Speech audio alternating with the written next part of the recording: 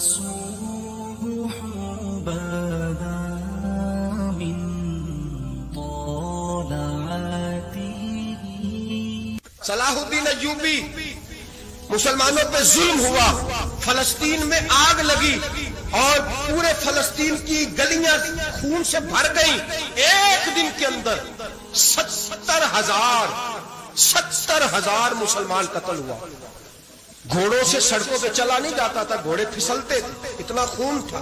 اور کچی سڑکیں تھی، اتنا خون تھا. پہلے کچی زمین نے خون پیا، پھر خون اس سے باہر آیا، پھر بھی اتنا سخت 70,000 آدمی قتل ہوا. صلاح الدین ایوبی کون تھے؟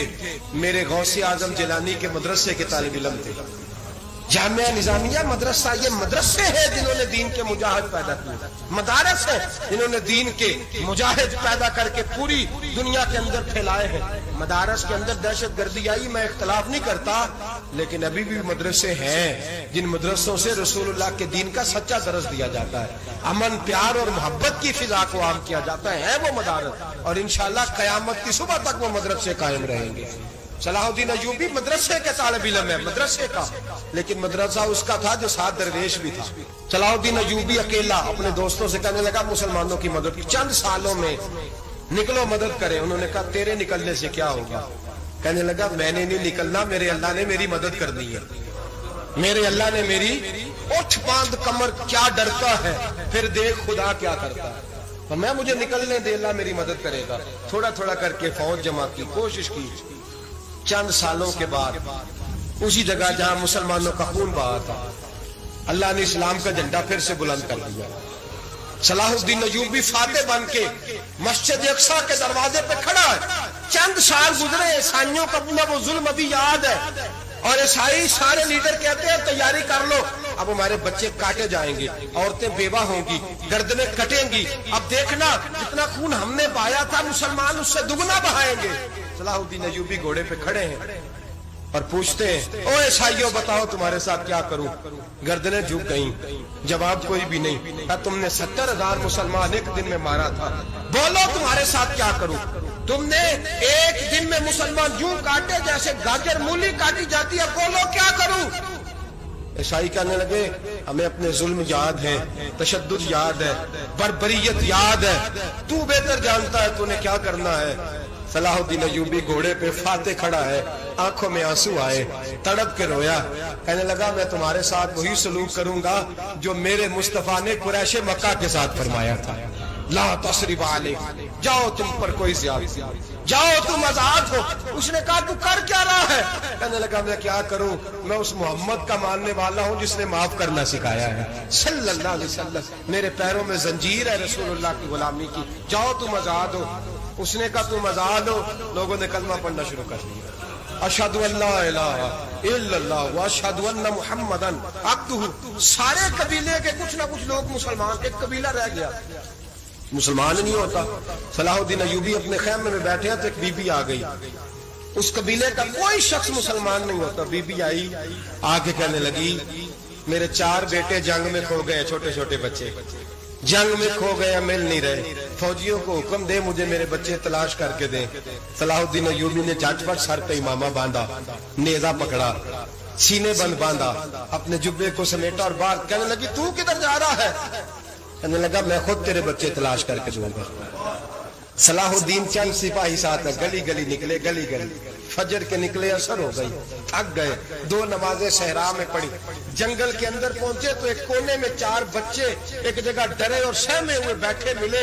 صلاح الدین ایوبی اٹھا کے لائے، ماں کو کہنے لگے تیرے بچے ہیں. نکلا اس لیے تھا کہ میرے نبی نے فرمایا بچے جدا ہوں تو ماں کو درد بڑا ہوتا ہے، اور میرے رسول نے فرمایا تھا جب جنگ کرنے جاؤ تو کھیت برباد نہ کرنا، فصلیں تباہ نہ کرنا، بچوں کو ماں سے جدا نہ کرنا. فرمایا میں سوچ رہا تھا تیرے بچے کہیں میری وجہ سے جدا ہو گئے تو مصطفیٰ کو جواب کیا دینا. فرمایا تیرے بچے ڈھونڈ کے لایا ہوں.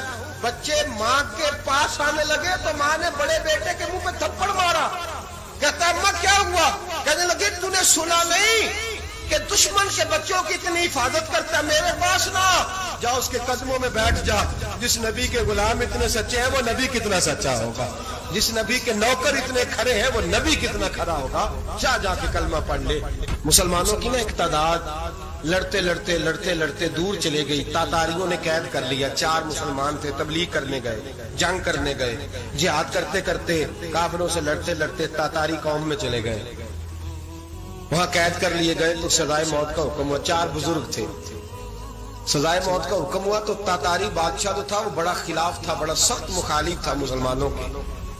اس نے کہا کہ ان کو جب پھانسی دینا نا مسلمانوں کو تو میرے سامنے دینا. اب 4 عالم ہیں, 4 صوفی ہیں, سفید داڑیاں, سر پہ امامے. پھانسی کا وقت آیا تو جو پھانسی گھاٹ ہے وہ ایک ہے, چاروں کو اکٹھے پھانسی نہیں ہو سکتی. ایک کو کہا کہ ایک ایک کر کے ان کو پھانسی دو. جب پھانسی کا وقت آیا نا تو جو سب سے پیچھے صوفی تھے وہ دوڑ کے آگے آئے, کہنے لگے بادشاہ پہلی باری میری لگا پہلی. اب بادشاہ نے کہا ٹھیک ہے اسے لٹکا دو. وہ قریب آئے تو دوسرے دوڑ آئے, کہنے لگے نہیں نہیں پہلی باری میں نے زیادہ کافر قتل کیے, میرا بڑا جرم ہے, مجھے پہلے سزا دو. ان کو پھانسی دینے لگے تو تیسرے آ گئے, کہنے لگے نہیں یہ تو میرا قتل کرتا تھا, رستے میں بتایا کرتا تھا, ڈھونڈ کے میں بتلاتا تھا کہ یہاں زیادہ تعداد ہے, مجھے پہلے پھانسی دو.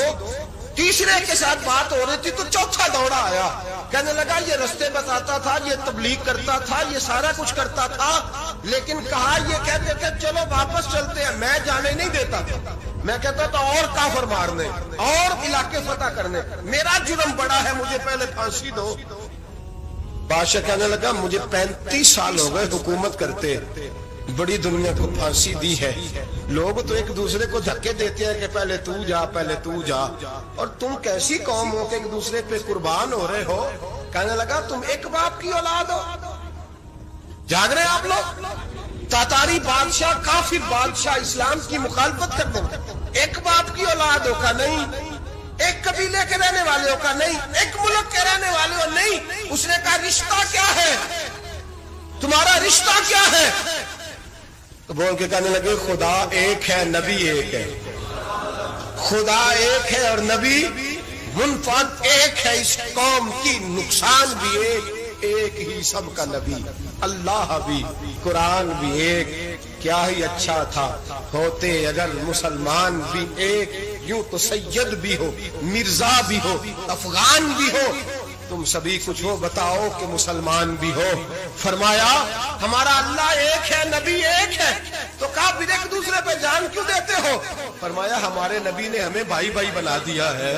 بھائی کا دل نہیں کرتا اس کی آنکھوں کے سامنے بھائی چلا جائے, ہمارا دل نہیں کرتا پہلے مجھے دے پہلے مجھے دے.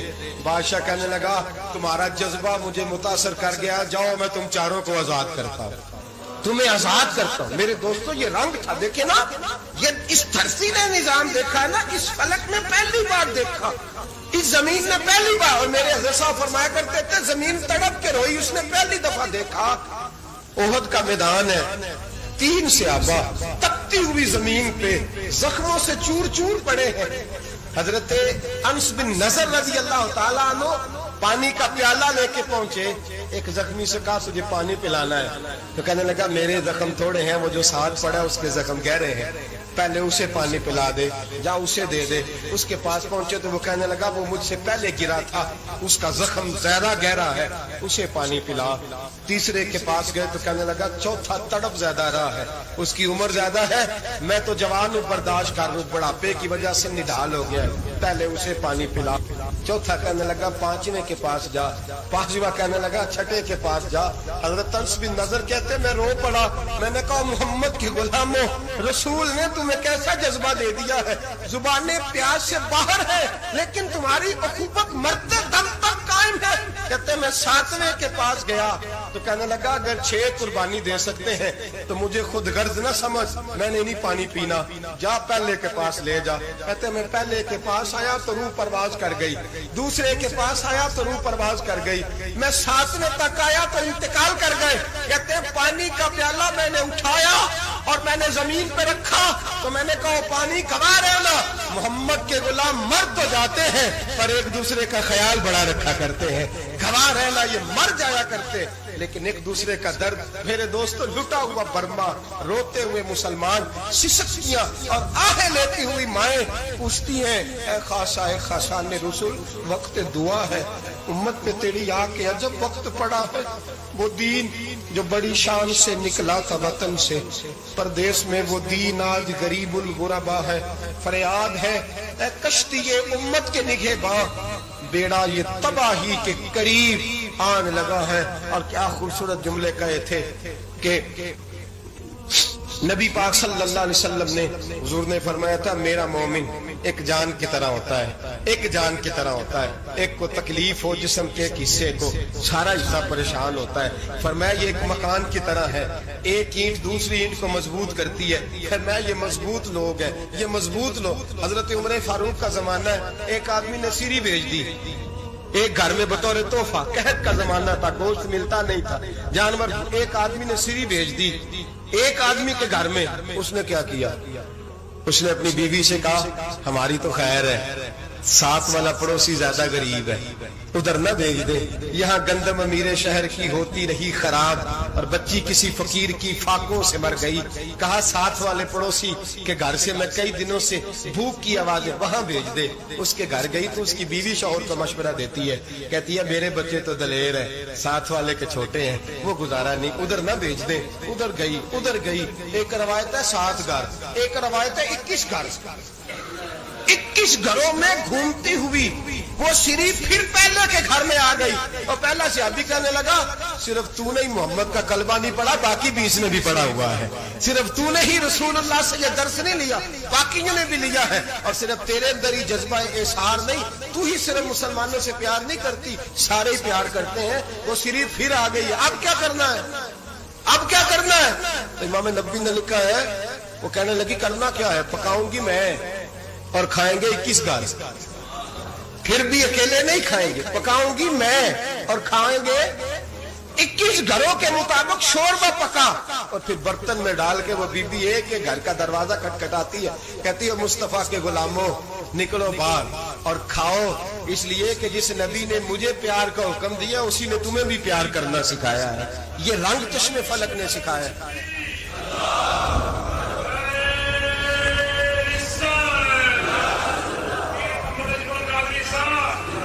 آپ کی بڑی مہربانی، زندہ باد وہی ہے جس کو اللہ رسول زندہ باد فرمائے، بڑی مہربانی، اللہ جزا دے۔ بنو قریظہ اور بنو نذیر 2 محلے تھے یہودیوں کے۔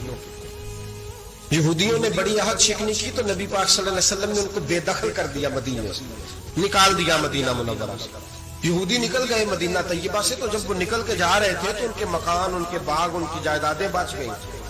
نبی پاک علیہ السلام نے انصار مدینہ کو پہلے بلایا، جاگ رہے ہیں نا آپ لوگ؟ پیسے آتے کسی کو برے لگتے ہیں؟ اب تو یہ بھی حلال حرام کی تمیز بھی اٹھتی جا رہی ہے۔ جائیداد، باغ، مال، علاقہ خالی ہوا ہے، وہ چلے گئے اور لوگ تو ڈھونڈتے پھرتے ہیں۔ اللہ خیر فرمائے، شاملہ جگہ ملتی نہیں اب شہروں میں، وہ کس کس نے نام کرا لی، کدھر گئی ہے کوئی خبر ہی نہیں، خالی جگہ پڑی ہے۔ میرے نبی پاک علیہ السلام نے پہلے انصار مدینہ کو بلایا، حضور نے فرمایا انصاریوں بہت بڑی جائیدادیں یہودیوں کی، بنو نذیر اور بنو قریظہ محلے خالی ہو گئے، میرا دل کرتا ہے وہ تمہیں دے دوں، اس لیے کہ تم نے اپنے مہاجر بھائیوں کے ساتھ بڑا تعاون کیا، جائیدادیں تم نے دے دی ہیں، مکانات دے دیے ہیں، بڑا کچھ تم نے دیا ہے، میرا دل کرتا ہے وہ تمہارے نام کر دوں۔ تو انصار مدینہ کیا کہنے لگے یا رسول اللہ دے تو ہم نے دیا ہے، پر وہ بیچارے جھچکتے ہی رہتے ہیں، وہ جھچکتے ہی رہتے ہیں، کھول کے ہماری چیزیں استعمال نہیں کرتے۔ تو حضور ہم تو پہلے ہی انصار ہیں، ہمارے پاس بڑا کچھ ہے، آپ مہربانی فرمائیں وہ سارا کچھ مہاجروں کو دے دے، مہاجرین کو ہمیں نہیں چاہیے۔ اب چلے گئے بات کر کے، میرے حبیب پاک نے مہاجروں کو بلا لیا، فرمایا بنو نذیر اور بنو قریظہ قبیلے کی جائیدادیں آئی ہیں، تمہارے پاس بظاہر جو چیزیں ہیں بھی وہ بھی انصار مدینہ کی ہیں، تو میرا یہ خیال ہے کہ وہ سارا کچھ تمہیں دے دیا جائے۔ ابو بکر صدیق رضی اللہ تعالیٰ عنہ کہنے لگے یا رسول اللہ صلی اللہ علیہ وسلم ہمارے انصار بھائیوں نے ہمارے لیے دل تک کھول دیے ہیں، حضور انہوں نے ہر چیز بانٹ کے ہمارے سامنے رکھ دی ہے، ہم اتنے خرد غرض ہیں کہ سارا کچھ لپیٹ جائیں۔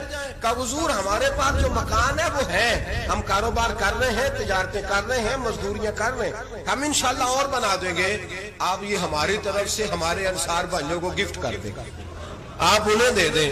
میرے حبیب کی آنکھوں میں آنسو آ گئے، میرے نبی پاک علیہ السلام رو پڑے، یا رسول اللہ آپ کیوں روتے ہیں؟ فرمایا تمہارا یہ بھائی چارہ قائم رہا تو اللہ اسلام کو بڑی قوتیں عطا فرمائے گا، اللہ طاقتیں دے گا اسلام کو، اگر تمہارا یہ رنگ قائم رہا، یہ انداز، میرے غلاموں تمہارے یہ طور طریقے، ایک بھائی کہتا ہے دوسرے کو، دوسرا کہتا ہے تیسرے کو۔ عرض یہ کرنے جا رہا تھا کہ رسول کریم صلی اللہ علیہ وسلم نے یہ پیغام دیا امت کو، فرمایا دیکھیں نا کتنے بڑے لفظ ہیں، یہ نہیں فرمایا دوزخ میں جائے گا، یہ نہیں فرمایا کہ اسے جہنم کی سزا ملے گی، میرے نبی نے فرمایا میں اسے مومن مانتا ہی نہیں، میں اسے مسلمان اپنا مانتا ہی نہیں۔ حضور کسے؟ فرمایا جو پیٹ بھر کے کھاتا ہے اور اس کا ہمسایہ بھوکا سو جاتا ہے، میں مومن ہی نہیں مانتا۔ سزا تو تب ملے گی نا کہ جب میں کسی سزا کا اعلان کروں، میں مانتا ہی نہیں تو میرا ہے ہی نہیں، خود پیٹ بھر کے کھا رہا ہے، ہمسایہ اس کا بھوکا، میں نہیں مانتا۔ انما المؤمنون اخوہ، مومن بھائی بھائی، میں مانتا ہی نہیں اسے۔ اور میرے حبیب پاک اتنے بڑے لفظ حدیث میں اور کہیں نہیں ملیں گے، آپ کو اتنے بڑے جملے کہیں نہیں ملیں گے۔ میرے نبی پاک نے فرمایا اللہ کہے گا قیامت کے دن، کون؟ اتنے بڑے لفظ حدیثوں میں ملتے نہیں جتنے یہ ہیں۔ حضور نے فرمایا رب فرمائے گا بندے سے کہ میں تیرے پڑوس میں بھوکا تھا، تو نے مجھے روٹی کیوں نہیں کھلائی؟ کون کہہ رہا ہے؟ اللہ کہہ، میں بھوکا تھا تو نے روٹی نہیں دی، میں ننگا تھا تو نے کپڑا نہیں دیا، میں پیاسا تھا تو نے پانی نہیں پلایا، میں بیمار تھا تو تیمارداری۔ یا اللہ نہ تو کھاتا ہے، نہ پیتا ہے، نہ کپڑا پہنتا ہے، نہ تو بیمار ہوتا ہے، لا تاخذہ سنۃ ولا نوم، تجھے بیماری آتی نہیں، اونگ نیند نہیں آتی، میرے مالک تو میرے پڑوس میں تھا۔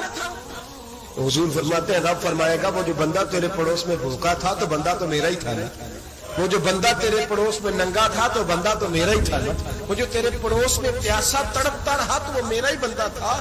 تو دوائی لینے جائے تو بڑے اسپتال میں اور اس بیچارے کو 20 روپے پرچی کے بھی میسر نہ آئے تو میرا ہی بندہ تھا۔ میرے دوست خیال کر اور یاد رکھ، یہ جو ہمسائے ممالک میں ظلم ہوتے ہیں، زیادتیاں ہوتی ہیں، ہمارے گھر کا پنکھا اچھا چلتا ہے، ہم جلوس اس وقت نکالتے ہیں جب ہماری لائٹ بند ہوتی ہے، ہم جلوس اس وقت نکالتے ہیں جب ہمارا ایس ایچ او ہمیں تنگ کرتا ہے، ہم اس وقت درد محسوس کرتے ہیں جب ہمارے گھر تک آگ آ جاتی ہے۔ یہ جو باہر آگ جل رہی ہے یہ تیرے گھر بھی آ سکتی ہے، یہ جو باہر فساد ہو رہا ہے یہ تیرے دروازے تک آ سکتا ہے۔ میرے رسول پاک نے ایک جان، مسلمان کو ایک جان قرار دیا۔ مجھے بتائیے انگلی کو کٹ لگ جائے، مسلمان ایک جان ہے نا، انگلی کو لگ جائے کٹ، دماغ کہتا ہے میں نے نہیں سوچنا اس کے بارے میں نے اس کے درد کو محسوس ہی نہیں کرنا، انگلی کی درد ہے، انگلی جانے اس کا کام جانے، ایسے ہی ہوتا ہے نا۔ بولے پیروں سے کہتے ہیں، انگلی کہتی ہے چل ڈاکٹر کے پاس، پیر کہتے ہیں نہیں میں نے نہیں جانا، انگلی کا کام ہے انگلی جائے، ایسے ہی ہے نا۔ دل سے کہتے ہیں تو تڑپ تھوڑا سا، انگلی کو درد ہے، کہتے میں تو تڑپوں، انگلی کا ماما، انگلی جانے اس کا کام جانے۔ ٹیلی فون کرنا ہے ڈاکٹر صاحب کا پتہ کرنا ہے تو کان کہتے ہیں میں نے نہیں بات سننی ڈاکٹر صاحب کی، زبان کہتی ہے میں نے نہیں بولنا، انگلی جانے، ایسا ہوتا ہے۔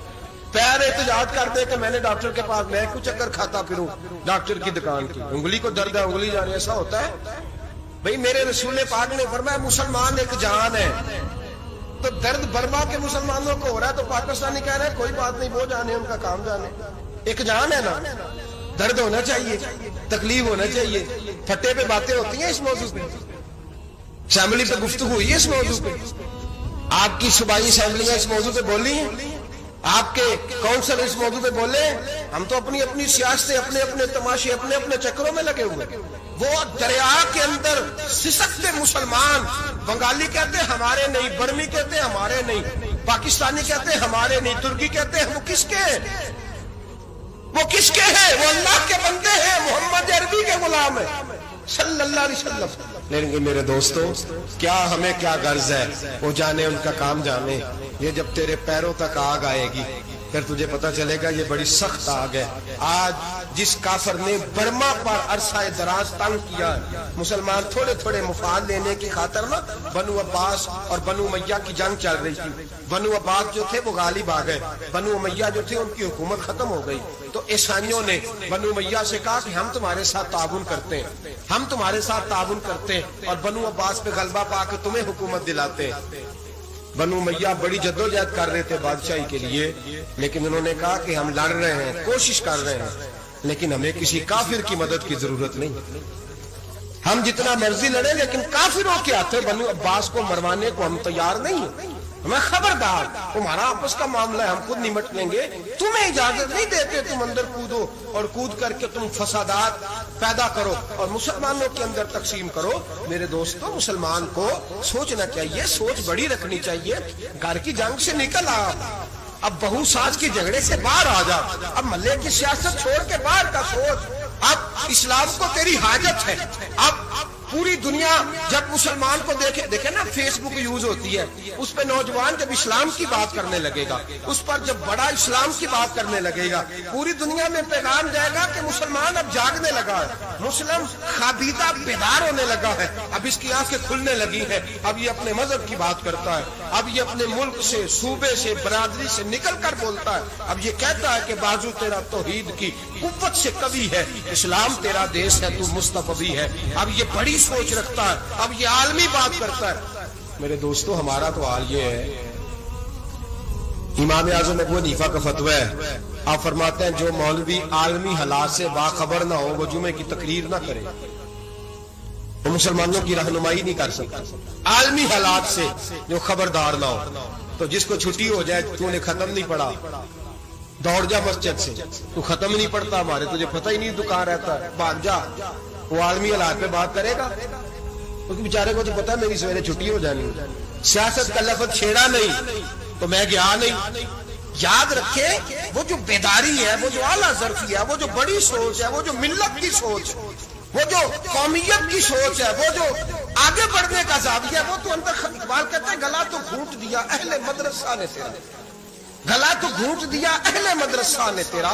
تجھے تو مدرسے والوں نے پلیٹ پکڑا دیا ہے کہ جا سویرے لنگر کٹھا کر کے لا اور دوپہر کو روٹیاں مانگ کے لا, اور دیکھ آج مرا کون ہے, ختم کس کا پڑھنا ہے. تو گلا تو گھونٹ دیا اہل مدرسہ نے تیرا, اب کہاں سے آئے گی صدا لا الہ الا اللہ.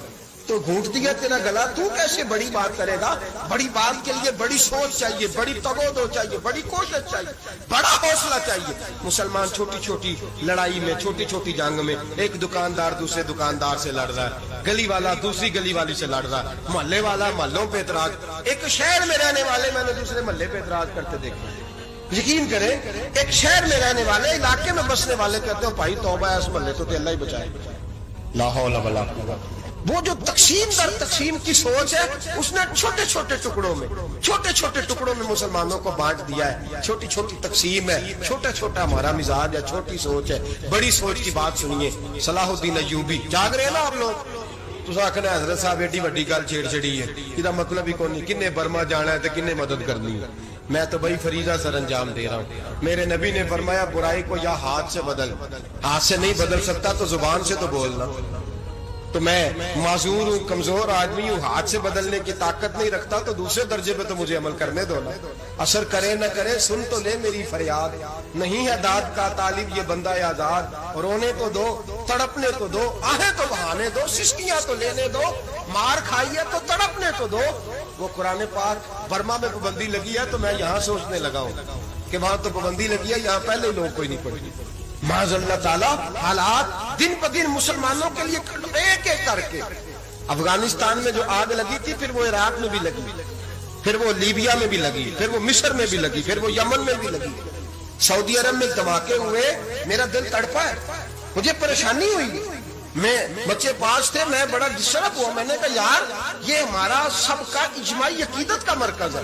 ہم کم از کم 1000 اختلاف کے باوجود کہا کرتے تھے کہ عرب میں امن ہے یار, وہاں سکون ہے, وہاں دکانیں کھلی چھوڑ کے لوگ چلے جاتے ہیں. وہاں بھی فساد ہونے لگا, وہاں بھی آگ بڑھ گئی ہے. لیکن ہم صرف چھوٹی چھوٹی کر کے جب آگ بجھانے کی کوشش کریں گے, اس وقت آگ نہیں بجھے گی. جب ہر آدمی اپنے پیالے میں پانی لے کے آئے گا, ہر شخص اپنے گھر کی نل چلائے گا, ہر شخص نلکا چلائے گا اور پانی نکال کے یہ آگ بجھائے گا, تب یہ آگ بجھے گی. ہر آدمی کو کردار, سوچ بڑی کرے, نظریہ بڑا کرے, ملت کی بات کرے, مسلمان ہو کے سوچے, مسلمان ہو کے سوچے. خدا را نکلے یہ گھر کے جھگڑوں سے, تھوڑی دیر کے لیے اپنے آپ کو بڑا کرے. بڑی سوچ آپ بنائیں. جب دوستیاں لگائیں, یارانے لگائیں, کہ چھوٹے موٹے حساب سے بچیں. بابا بلے شاہ صاحب فرماتے کورے ورک کتاب نہیں ہوندے, کورے ورک کتاب نہیں ہوندے, پتھر دل گلاب نہیں ہوندے, او بلیا یاری سوچ کے لائی یارا نال حساب نہیں ہوندے. پھر ذرا نکلے اس حساب کتاب سے بات بلیا یاری سوچ کے لائیں یارہ نال صاحب نہیں ہوندے. پھر ذرا بڑا ذہن کرے چھوڑے اپنے صاحب یبصرون اعلی انفسہم ولنبلونکم بشیء من الخوف والجوع ونقص من الاموال والانفس والثمرات. پھر حساب کتاب سے نکلے پھر امام علی مقام کی طرح یہ سوچ بنائے کہ حسین کے بچے چلے جائیں تو کوئی حرج نہیں, امت پر آنچ نہیں آنی چاہیے. ایک امام علی مقام, کل تک امام میدان میں کھڑے تھے تو اکیلے تھے, لیکن آج پوری دنیا کہتی ہے حسین ہمارا ہے, حسین ہمارا ہے. آج نظریہ امام علی مقام زندہ ہے, تو اکیلا ہے تو کھڑا ہو. یہ نہ کہا کر چھوٹی سی مسجد ہے, ایک کونا کا کھڑکاوا, مولانا تقریر کر رہے ہیں تو کیا بنے گا, ایک آواز کہیں سے گونجا کرتی ہے, پھر اس میں تاثیر میرا اللہ پیدا فرما دیا کرتا ہے, پھر اس کے اندر قوت میرا رب پیدا فرما دیا کرتا ہے, پھر اللہ اس میں تاثیر پیدا کر کے چار دانگ عالم میں پھیلا دیا کرتا ہے. جب آپ نماز پڑھ رہے ہوتے ہیں, جب آپ کا مصلی آباد ہوتا ہے, صلاح الدین ایوبی ایک بزرگ سے ملاقات ہو گئی, بیت المقدس پر قبضہ تھا عیسائیوں کا, تو صلاح الدین بڑے پریشان تھے. بابا جی کہنے لگے پتر کیا ہوا؟ کہنے لگے حضور پتہ چلا ہے دشمن کے 2 بحری بیڑے اسلحہ لے کے آ رہے ہیں. مسلمان پہلے ہی کمزور ہیں, اور اب اگر 2 بحری بیڑے اور آ گئے تو حضور مسئلہ بن جائے گا. تو میں پریشان ہوں کہ کس طرح یہ کم مسئلے والی ہماری فوج ہے کیسے مقابلہ کرے گی. تو بابا جی کہنے لگے پتر اس طرح کرنا, آج رات تو بھی دعا کرنا اور میں بھی کروں گا, تو بھی دعا کرنا. آپ ناراض نہ ہونا, ہم تو پیروں والے ہیں, ہم تو پیروں کے نوکر غلام ہیں, ہمارا تو گزارا ہی نہیں, ہمیں تو ملتا ہے سارا کچھ وہاں سے. پر میرا سوال یہ ہے کہ تعویذ لینے جاتے ہو, نفل کیوں نہیں پڑھتے, رات اللہ اللہ کیوں نہیں کرتے؟ یہ بھی تو ہمارے بزرگوں کا ہی طریقہ ہے, انہوں نے تو ہمیں سکھایا ہے. صلاح الدین ایوبی سے بزرگوں نے کہا کہ رات آج نا اللہ اللہ کرنا, تو میں تیرے لیے دعا کروں گا, تو بھی دعا کرنا. تو بندہ جب دکھی ہوتا ہے تو سجدہ کرتا ہے, تو پھر ہی تو مصلی بھیگ جاتا ہے, پھر ہی تو مزہ آتا ہے. سکھی بندہ تو کعبے جا کے نہیں روتا. دکھی تھے, تکلیف تھی, تو سر رکھا سجدے میں تو تڑپ گئے. اور وہ بابا جی کہتے ہیں میں مسجد آیا تو صلاح الدین چیخے مار کے رو رہا تھا اور کہہ رہا تھا مالک میں کوئی اپنی شان کے لیے تو نہیں نہ لڑ رہا, اللہ کو میں کوئی قبضوں کے لیے تو نہیں لڑ رہا, مالک تیرے لیے لڑ رہا ہوں, مجھے بے آبرو نہ کرنا, میری مدد فرمانا. کہتے ہیں میں آیا تھا کہ مسجد میں دعا کروں گا, پر صلاح الدین ایوبی کو روتے دیکھا تو میں لوٹ گیا. تو سویرے صلاح الدین ملے تو بڑے خوش تھے. میں نے کہا پتر کیا ہوا؟ کہنے لگے حضور وہ بحری بیڑے 2 آ رہے تھے نا اسلحہ لے کے, دونوں ڈوب گئے پانی میں ڈوب گئے. تو بابا جی کہنے لگے صلاح الدین وہ پانی میں نہیں ڈوبے, وہ تیرے آنسوؤں میں ڈوب گئے, وہ غرق ہو گئے. وہ جو تو نے مصلی بات کیا تو وہ تیرے آنسوؤں میں ڈوب گئے, وہ غرق ہو گئے, وہ تباہ اتنے قیمتی تھے تیرے آنسو کے بہا لے گئے دشمن کے بحری بیڑوں کو. میرے بھائی ٹھیک ہو گیا جی, میرے عزیز سمجھ لیں اس بات کو ہمیشہ کے لیے, اور اس پر غور کر لیں اچھے طریقے سے کہ میرے رسول کریم سید عالم صلی اللہ علیہ وسلم نے نا ہماری توجہ دلائی, حضور نے ہمیں بتلایا, ہمارا ذوق بڑھایا عبادت کی طرف. ایک صحابی تھے حضرت ابو فاطمہ رضی اللہ تعالیٰ عنہ, یہ ترمذی شریف کی حدیث ہے. نبی پاک علیہ السلام نے فرمایا ابو فاطمہ قیامت کے دن مجھ سے جلدی ملنا چاہتے ہو کہ دیر کے ساتھ؟ تو کہنے لگے حضور کون ہوگا جو دیر سے ملنا چاہے, ہم نے تو جان دے دی وعدہ دیدار پر. اعلیٰ حضرت فرماتے ہیں جان دے دی وعدہ اور نقد اپنا دام ہو ہی جائے گا. مجھے لگتا ہے کہ یہ سودا نقد و نقد ہو جانا ہے, چونکہ ہم نے جان دے دی وعدہ دیدار پر. آپ نے وعدہ کیا تھا کہ مریں گے تو پھر زیارت ہوگی, تو مر گئے ہم زیارت کی خاطر. جان دے دی وعدہ دیدار پر, تو نقد اپنا دام ہو ہی جائے گا. اے رضا ہر کام کا ایک وقت ہے, دل کو بھی آرام ہو ہی جائے گا. تو حضرت ابو فاطمہ رضی اللہ تعالیٰ عنہ سے نبی پاک صلی اللہ علیہ وسلم نے فرمایا جلدی ملنا چاہتے ہو کہ دیر سے؟ اس کی حضور فٹافٹ ملنا ہے, میں نے قیامت کے دن آپ سے جلدی ملنا ہے. تو نبی پاک علیہ السلام نے فرمایا پھر اس طرح کرنا, دنیا میں رہ کے سجدے زیادہ کرنا, پھر سجدے زیادہ کرنا, قیامت میں ملاقات جلدی ہو جائے گی, قرب ملے گا تمہیں. اپنے بچوں کے اندر دیکھیں نا, ہم شوق پیدا کرتے ہیں. ہمیں صحیح لفظ نہیں بولنے آتے پر ہم بچوں میں شوق پیدا کرتے ہیں کہ پتر ڈاکٹر بن جائے گا تو بڑا نفع کرے گا، تو لوگوں کی خدمت کرے گا، ملک و ملت کی خدمت کرے گا، تیرے ابا کا نام روشن ہوگا، تیرے دادا کی تعریفیں ہوں گی. ہم یہ ذوق پیدا کرتے ہیں. ہم اپنے نوجوانوں کے اندر یہ فکر پیدا کرتے ہیں، انہیں ہم سمجھاتے ہیں کہ میاں جب تم پڑھو گے، محنت کرو گے تو فلاں آدمی کی طرح تمہارا نام ہوگا.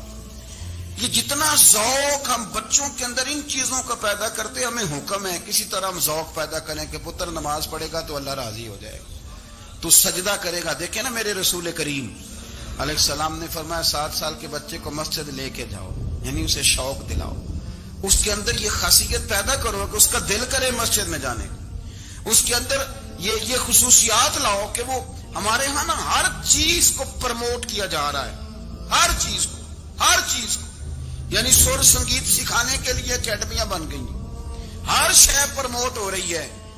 عبادت کا جذبہ کم ہوتا جا رہا ہے، اللہ اللہ کا ذوق ہمارے اندر نہیں رہا. اور اتنا مشکل ہم نے اپنے لیے بنا لیا ہے کہ وہ بندہ جو بڑی زبردست مذہبی گفتگو کر رہا تھا اور تگڑی بات کر رہا تھا، کیا بات ہے، لیکن نماز کے بارے میں کمزوری دکھا جاتا ہے، نوافل کے بارے میں وہ چپکے سے نکل جاتا ہے. امام احمد بن حنبل رحمۃ اللہ تعالی علیہ، مسند امام احمد بن حنبل 14 جلدوں میں ہے مارکیٹ میں، اور مجھے تو خیر پسند ہی پڑی ہے، میں نے تو کئی دفعہ پڑھی ہے. اور کیا بات ہے، امام احمد بن حنبل کیسے تگڑے قسم کے محدث تھے اور اللہ نے کتنا انہیں اعزاز عطا فرمایا ہوا ہے. یہ کوڑے بھی کھاتے تھے دین کی خاطر، سارا کرتا لہو سے بھر بھی جایا کرتا تھا. بڑا اعزاز والا شخص تھے، بڑے اعزاز والے. حدیثیں جمع کرنا، حدیثیں لکھنا، حدیث پڑھانا، سارا دن رہتے تھے. کہہ سکتے تھے کہ میں کر تو رہا ہوں کام، اور حدیث بھی موجود ہے کہ عالم عابد سے افضل ہوتا ہے، پر اس کے باوجود امام احمد بن حنبل رحمۃ اللہ علیہ 300 نفل فرض نمازوں کے علاوہ پڑھا کرتے تھے. 300 نوافل روز پڑھا کرتے تھے. ان کے بیٹے نے کہا ابا جی مکان خریدنا ہے تو وہ جگہ کہاں کر کے لوں، بہت ساری آبادیاں، تو فرمایا پتر وہاں لینا جہاں مسجد قریب ہو. میرے رسول کریم سید عالم صلی اللہ علیہ وسلم اتنا پسند کرتے مسجد کو، اتنا پسند کرتے نماز کو کہ رسول کریم صلی اللہ علیہ وسلم تہجد کی نماز بھی پڑھتے، پھر حضور فجر کی نماز بھی پڑھتے. نبی پاک وتر کو الگ کر کے پڑھتے، عشاء کے ساتھ نہیں پڑھتے. یہ تو ہم اس لیے اجازت دی ہمارے بزرگوں نے کہ بعد میں اٹھے گا کون علیحدہ وتر پڑھنے کے لیے، عشاء کے ساتھ پڑھ لے. وتر پڑھتے، تہجد پڑھتے، فجر پڑھتے، اشراق پڑھتے، چاشت پڑھتے، پھر مغرب کی نماز کے بعد 6 رکعت اوابین پڑھتے، پھر رات کو صلاۃ اللیل پڑھتے. سیدہ عائشہ صدیقہ کہتی ہیں زمانہ سو جاتا اور میرے رسول مصلی بچھا کے کھڑے ہو جاتے. او یار کھیتی باڑی کر کے نہیں، محنت مزدوری کر کے نہیں. جناب عائشہ کہتی ہیں میں یہ بھی دیکھتی کہ حضور ایک آیت شروع کرتے تو ساری رات اسی کو پڑھتے، اور میری نظر جاتی تو قدم مبارک پہ ورم آ جاتا. یار نماز پڑھ کے اتنی مشقت کر کے، اتنی جد و جہد کر کے ورم آ گیا. یا رسول اللہ اتنی محنت کیوں کرتے ہو؟ فرمایا افلا اکون عبدا شکورا، کیا میں اپنے رب کا شکر گزار بندہ نہ بنوں؟ صحابہ کا ذوق عبادتوں کا، ریاضتوں کا، تلاوتوں کا، طبیعت ہے ان کی. وہ ایک دوسرے کو، حضرت مولا علی شیر خدا کرم اللہ تعالی وجہہ الکریم کے زمانے میں روم کے بادشاہ نے کہا یار یہ مسلمانوں کا پتہ تو کرو، یہ آخر کیوں اتنے زیادہ مجاہد ہیں. اس زمانے میں جاسوس بھیجنے کا مزاج تھا. اب تو جاسوس پکڑا جاتا ہے، اب تو جاسوس، اور جاسوسی کا شوق ویسے آج بھی ہے. عرض کروں تھوڑی سی بات اس عنوان سے. پتہ کیا ہمارا مسئلہ ہے؟ ہم جہاں جاتے ہیں نا وہاں تھوڑی خوشبو سونگنے کی کوشش کرتے ہیں. وہ کیا ہے تو یہ کیا ہے تو ادھر کیا ہے تو تھوڑا سا ادھر کیا ہے. میرے رسول پاک پڑھیے درود شریف، سارے پڑھیے ذرا زور سے صلی اللہ تعالی. نبی پاک علیہ السلام نے فرمایا جاسوسی نہ کرنا ورنہ تم بندوں کو خراب کر دو، اور فرمایا اس طرح نہ ہو کہ تم کسی کے آپ کھول نہ نکلو تو تمہارے پہلے کھول جائیں. یہ جو ذوق ہے نا یہ ختم کریں، چھوڑیں. مطلب آپ کس چکر میں پڑے ہوئے ہیں؟ اتنی زیادہ توجہ کرنے کی کیا ضرورت ہے؟ نے کام سے کام رکھیں، اس میں بندہ تھوڑا سا نا آسان رہتا ہے. یہ جو بہت زیادہ ٹٹولنے والے لوگ ہوتے ہیں نا وہ بےچارے پھر عمر ٹٹولتے ہی گزار دیتے ہیں، اس لیے کہ مزاج ہی بہت پکا ہے. بوری کا منہ کھول کے اندر تک ہاتھ ڈالنا. تو تو پھر کئی دفعہ سامنے سے بچھو بھی لڑ جاتا، خرابی ہوتی. تو جاسوسی کی جاتی تھی. اس نے بھی جاسوس بھیجے، کیونکہ قبیلوں کے لوگ تھے، کچھ مسلم کچھ کافر، پہچانے نہیں جاتے تھے لوگ. تو کچھ لوگ اس نے بھیجے، انہوں نے آ کے نا تحقیق کی، ریسرچ کری کہ آخر ماجرا کیا ہے. تو واپس جا کے انہوں نے رپورٹ دی نا روم کے بادشاہ کو. اس رپورٹ کا ایک جملہ بڑا شاندار ہے. وہ کہنے لگا بادشاہ ہمیں مسلمانوں کی کوئی سمجھ نہیں آئی، ہمیں کوئی سمجھ نہیں آئی. انہوں نے کہا کیوں نہیں سمجھ آئی؟ کہنے لگے یار عجیب بندے ہیں، جب رات مسلح پہ بیٹھتے ہیں تو یوں لگتا ہے ان کا دنیا سے رشتہ ہی کوئی نہیں، کوئی کسی کو نہیں جانتا. کوئی اپنے دکھ سنا کے رو رہا ہے، کوئی اپنی بات کر کے رو رہا ہے. لگتا ہے کہ ان کا کوئی رشتہ ہے ہی نہیں جب مسلح پہ بیٹھتے ہیں. اور فرمایا جب سویرے یہ جہاد کرنے نکلتے ہیں تو لگتا ہے ان سے زیادہ دلیر ہی کوئی نہیں.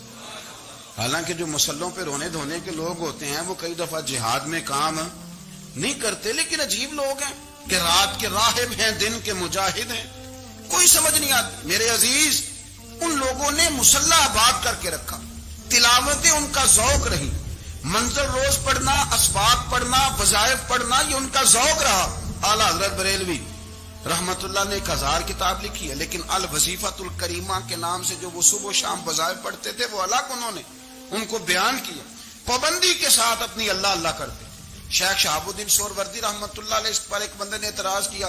اس نے کہا جی آپ کس قسم کے صوفی ہیں، مرید بیٹھے ہیں اور آپ وہاں نفل پڑھ رہے ہیں.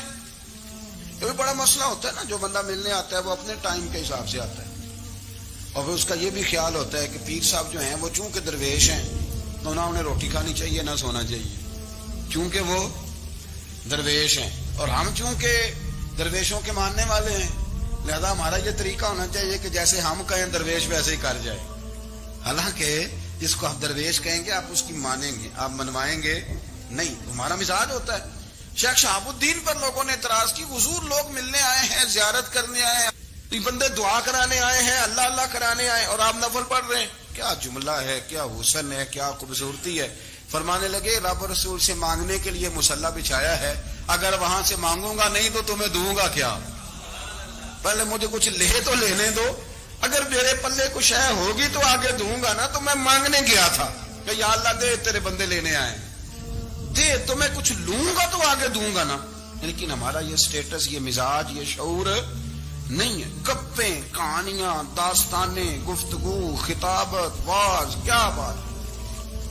لیکن اگر کچھ کرنے کا کام ہو تو وہ نیم سے ہوتا ہے. میرے نبی کریم علیہ الصلوۃ والسلام نے مصلی سے دل لگانے کا درس دیا. حضور نے توجہ دلائی. صحابہ اس ذوق کے حامل لوگ تھے، وہ کوشش کرتے تھے. جناب صدیق اکبر رضی اللہ تعالیٰ عنہ کا عبادت کا مزاج ہمیشہ قائم رہا. حضرت عمر فاروق ساری رات اللہ کے حضور کھڑے رہے. حضرت عثمان غنی رضی اللہ تعالیٰ عنہ عشاء کی نماز پڑھ کے 2 رکعتوں کی نیت باندھتے تھے، 15 سپارے پہلی رکعت میں پڑھ دیتے تھے. اللهم صل على سيدنا ومولانا محمد. اللهم صل على سيدنا ومولانا محمد. اللہ کے شیر ہے در کرار پر درود. اللہ کے شیر ہے در کرار پر درود.